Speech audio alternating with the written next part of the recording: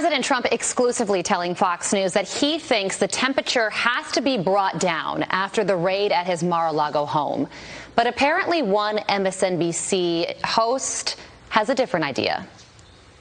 We have to stop separating the GOP and right-wing extremists, because I think you make such a good point. Elected officials are demonizing institutions. We're seeing it play out before us. I think about states like Texas, where the Republican governor there, Greg Abbott, has declared guns for everybody, regardless of background check or training. Also empowered partisan poll watchers there.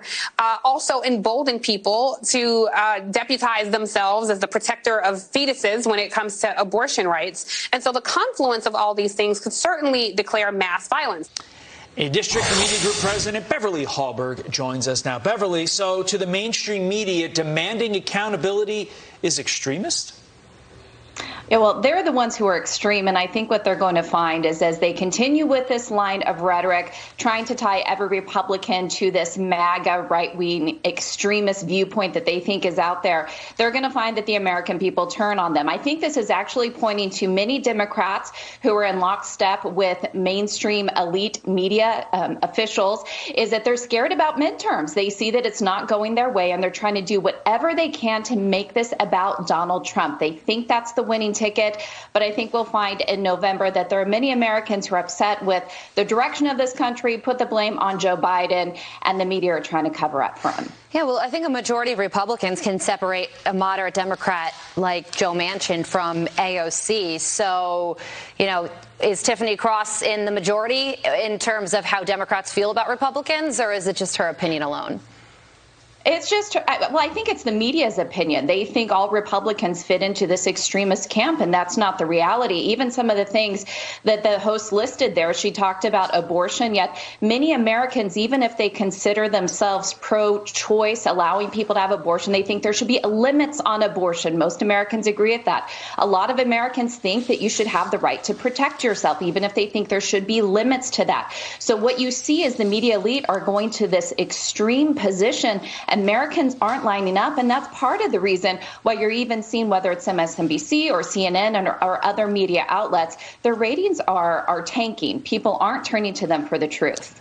Meantime, a Washington Post columnist declaring that Biden has finally come into his own after the FBI's raid of Mar-a-Lago, stating it will act as a reset moment for his presidency. Quote, the last thing the White House wanted was an event that would relegate Biden's victories to second or third place in the news cycle.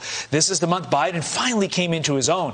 Biden may go down as achieving something like Ronald Reagan did, but in reverse. His time in office is altering the nation's assumptions about government and its role in our economic life. Again, continuing this theme, Beverly, does the mainstream media have any clue as to what the mainstream American thinks? Because I was talking to people this weekend, had a couple days off down there with the real people, and two things stood out. One, they were concerned about the FBI raid, and two, they were concerned about IRS audits. That's all anybody was talking about.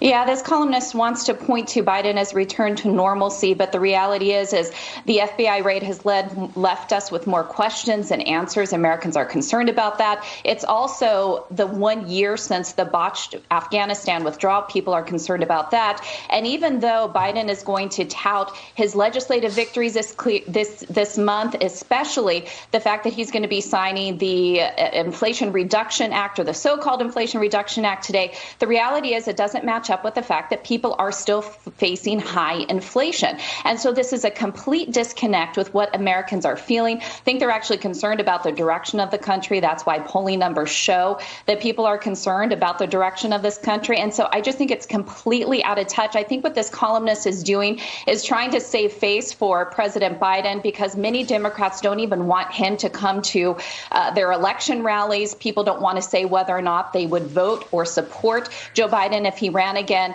and I think that's concerning to those in his administration. Beverly Hallberg, thank you so much for joining us. Thanks, guys.